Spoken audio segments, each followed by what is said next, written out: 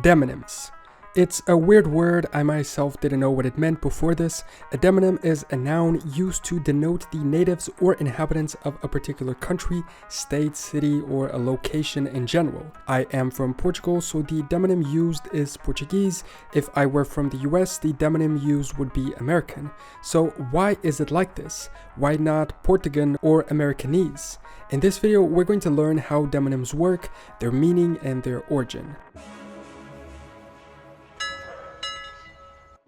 It's important to make a disclaimer here. This video covers demonyms in the English language, and they are obviously different in other languages. This map color codes the types of suffixes used in demonyms in English in Europe, while this one does the same in Dutch. Not only are the demonyms themselves different, but the groups in which they are gathered are too. For instance, in Portuguese, the demonym of a person from the United States can either be americano or estadunidense, after Estados Unidos, the translation for United States. And the options for demonym suffixes across languages have to do with the respective grammars that they have, so in this video we will stick to English. Although some of the ones used in English borrow the word from another local language. For instance, the demonym for Quebec is Québécois, taken from the French.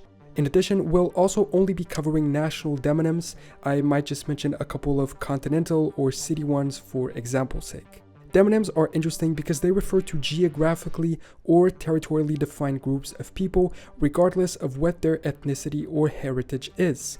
A good example of this is British, which refers to the people geographically within the island of Great Britain, even though the country is called the United Kingdom. Britain is used in alternative, showing us a place can have multiple demonyms, and of course the constituent countries then have their own: English, Scottish, Welsh.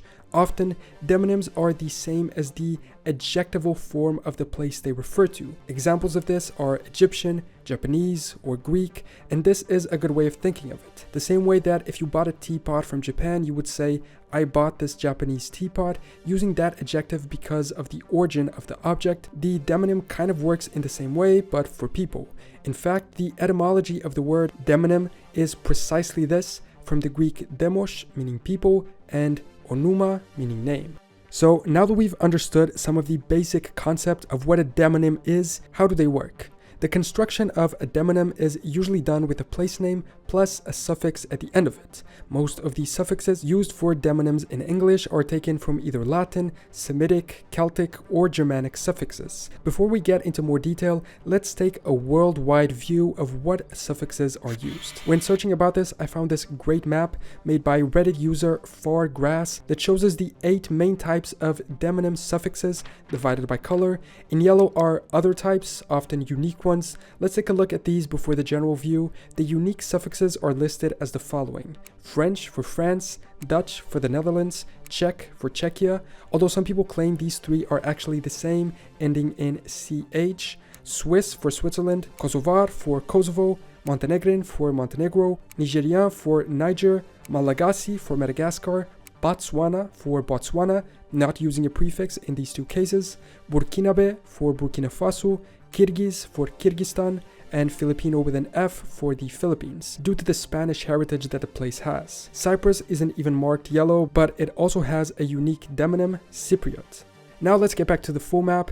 As we see, a lot of demonym suffixes are used for many countries. In blue, Ian, Canadian, Brazilian, Argentinian, Norwegian. I believe from a first look at the map that this suffix is the most common across the world. There's also a very similar one depicted here in pink, which is Ian, but with an E instead of an I. It sounds the same when read out loud. Chilean, Eritrean, Belizean are examples of it, perhaps because the country name itself ends with an E, and so it wouldn't make sense to use an I after it for the suffix. Korea is also an example, ending with EA already, so just adding the N to it. Another often used demonym suffix is the one shown in green, N, very similar to the previous one but removing the I. American, Mexican, German. German could be Germanic, but that seems to refer to the ethnic group and not the group of people from the country, reinforcing the difference between the 2. Some people in the comments of the map posts pointed out that India, for instance, already has an I, so it should be in green too, or a special category of an N suffix. Then we have the one in red, is, used for instance in Chinese or Portuguese. The one in purple is also fairly common, simply adding an I, such as Iraqi, Omani, Yemeni, Pakistani, although adding Thai in this category seems a bit of a stretch, considering that the I is already there in the country's English name, Thailand. And also the one in turquoise, ish, which is used for Spanish, British, Irish, Swedish, Danish, Polish, Turkish, Finnish, although all of these are examples of countries with alternative demonyms to Spaniard, Briton, Swede, Dane, Pole, Turk, or Finn, but again, these could refer to the ethnicity. Suffixless demonym alternatives like these seem to also come directly from their local languages, reinforcing their connection to the ethnicity. In fact, they depict an opposite situation where the demonym doesn't come from the place name, but the place name was chosen due to the name of the ethnic group or tribe.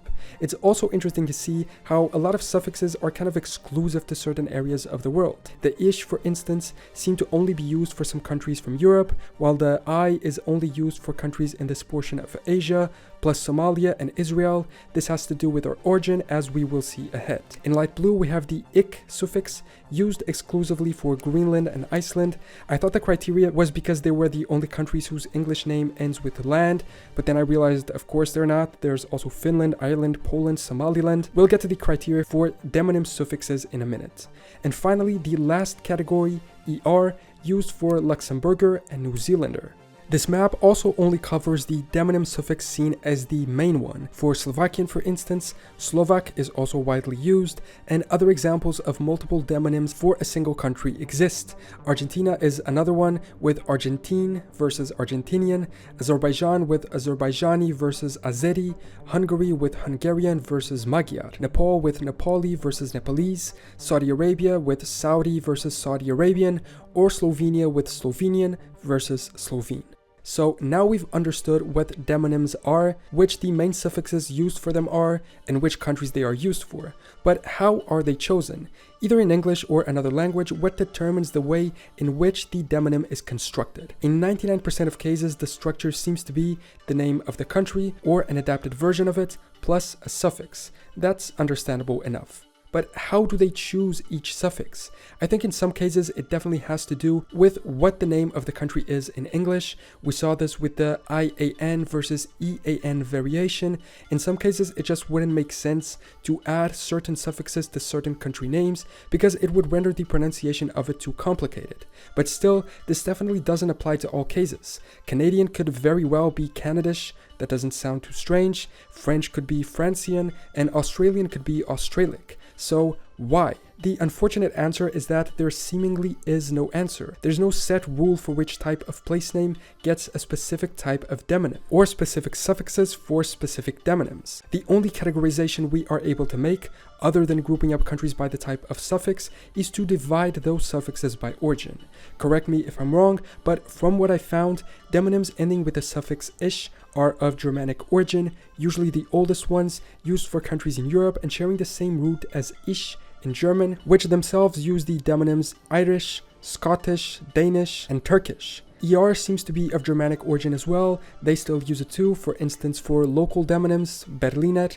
The suffixes an, ian, or is tend to be derived from Latin. I believe ian with the e is a variation of ian with the I, so it would also be included here. The reason why seems to be that English names for non-English speaking places are often Latin derived. Italian, Croatian, Arabian, and sometimes there's an indirect link to Latin through the later developed Romance languages of Portuguese or French, which created their own demonyms for places they explored or ruled through their colonies. This seems especially true for the is demonym, Vietnamese for instance, although in French this is Vietnamien, or Chinese or Japanese, which seem to come from the Portuguese Chinês or Japonês, given that they were among the first Europeans to establish contact with these regions and depict them on modern maps. For place names that end in a O or a U and would use ian, a V is added, becoming for instance Oslovian or Peruvian. The suffix ik comes from Greek, as does eit, which we'll mention in a second. These are not often used and survive mostly through their usage in the Bible, through the reference of tribes in the Old Testament, then being applied in modern cases. and the suffix I seems to be derived or at least influenced by Persian, justifying its usage in the region. In Iran, many surnames are formed by adding I to the name of a person or a place, so Husseini is a child of Hussein.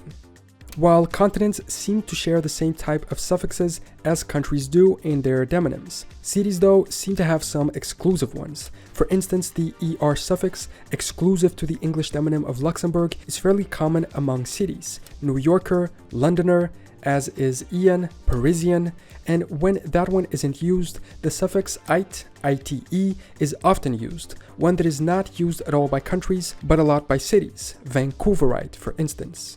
English borrows many of its demonyms for other non-English speaking countries from these other languages, Latin, Romance languages, Germanic, Persian, and so, while demonyms vary from language to language, there are some bridges in between them that connect them and provide some similarities.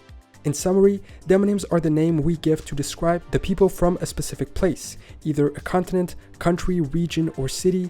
They are, in almost all cases, constructed by using or adapting the place name and then adding a suffix to it. The type of suffix chosen varies. It can be ik, ian, is, en, ite, among others, and it seems that the criteria for its selection is essentially non-existent. If there are any criteria, they seem to be what the place name is, also known as toponym, and which suffixes work/fit into the word adequately, and also what the origin of the native or at least first demonym suffixes are. In the cases where they are of Germanic origin, ish is used. If they were of Latin origin, ian or is, or if they were, for instance, Persian, I. This isn't a simple topic, and the explanation can at times be confusing, but I believe in this video I attempted to summarize the main points of it, understanding what a demonym is, what it's used for, how it's constructed, how it is potentially chosen, and above all, allowing us to learn a little about which demonyms are used, at least in English, and for which countries. Do you know any additional information about this? Did you notice any mistakes on my part? And are demonyms in English very different from the ones in your native language? Let me know in the comments. Thanks so much for watching this video. Subscribe if you want, and I will see you next time for more general knowledge.